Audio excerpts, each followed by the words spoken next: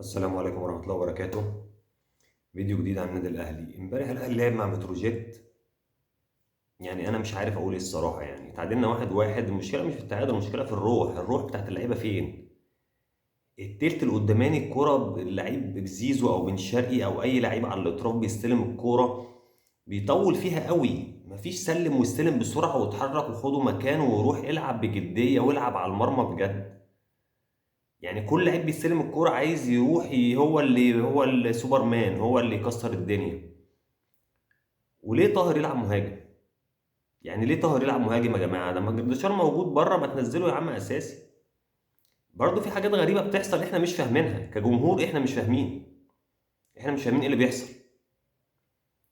يعني حاجات غريبه. الشناوي طلع في كوره ما يطلعش فيها المفروض يعني. المدافعين واقفين غلط، ماشي سيبهم يا عم واقفين غلط، خليك في جونك يا عم. يعني انت لو في الجون والكره اتلعبت بالشكل دوت ما هتمسكها. ففي حاجات غريبه بتحصل في الاهلي احنا مش فاهمينها، والمدرب برضه مش عارفين نحكم عليه لان في لعيبه كتير مصابه ولعيبه موقوفه. نص الملعب اتكشف لما مروان عطيه لما غاب بسبب الايقاف. نص الملعب بتاعنا اتكشف كشفه غريبه. كشفه غريبه يعني ما نص الملعب بتاعنا ما كانش موجود امبارح.